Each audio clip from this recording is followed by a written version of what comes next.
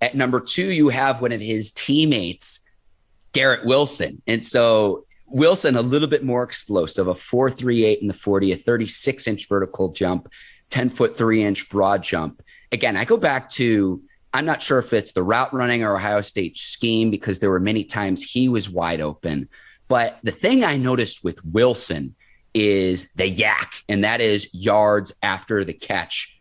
Very, very shifty. And of all the highlights I watched of Garrett Wilson, I don't know if I saw a single highlight where the first defender took him to the ground. He was always able to make at least one man miss. Yeah, in New Orleans, when we say a word twice, like when we say, man, he good, that means he's spectacular. For Garrett Wilson, I had him smooth. I had to put that twice. That's exactly what he was, Mark. Smooth, great out of control, sets the DB up nice, whether it was a double route as well or whether it just was a route, period. And he always high-pointing the ball. Usually guys, when the ball is throwing up, they are kind of like body catchers. Not Garrett. He high-pointed the ball every time.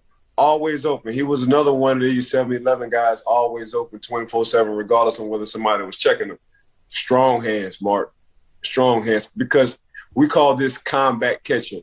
When the DB is always trying to fight to come down with the ball with you, but you wind up always winning that, dang near 95% of the time, that's what he did. A vertical guy all day. Like you said, his compadre, Chris Olave, ran a 4.39. He ran a 4.38. So the speed is there. And you talking about a guy with strong hands, he's one of the strong hands guys. But Ohio State, man. I mean, I knew Ohio State had receivers, Mark. But, guy, we talking about potential 2 first-round draft picks at that wide receiver position. I don't know who the wide receiver coach is over there. But, man, we got to start giving this guy some props. Because all he doing, he's getting one of these guys come from California. To come all the way from that sunny state into Ohio State, which says a lot about Ohio State and their recruiting, says a lot about the coaching staff and their recruiting coordinator. But to get 2 receivers, in my mind, first-round draft picks, and we're talking about this position being deep in the draft, we can't get through all of them.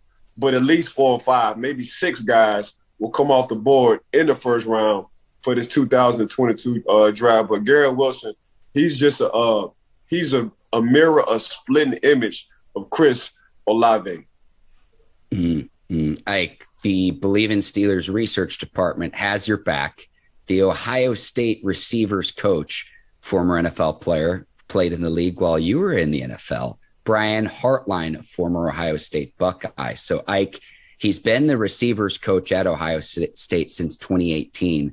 Promoted, he's still the receivers coach, but he is now also the Buckeyes passing game coordinator. So Buckeyes trying to take wide receiver U and the supremacy that's been held the last few years by Alabama. Yeah, Hartline was a silky smooth receiver as well. So obviously it makes sense how his receivers come in and out their breaks, how elusive they are, just the awareness. When you want to talk about being coached by a coach who played in the league, you can tell these guys are thinking and they're looking at coverages, and that's why they running these routes and getting wide open. They just not running routes. Hey, let me see if it's a cover 4, cover 3, cover 2. Me and the quarterback got to be on the same page every time. So they're already NFL ready.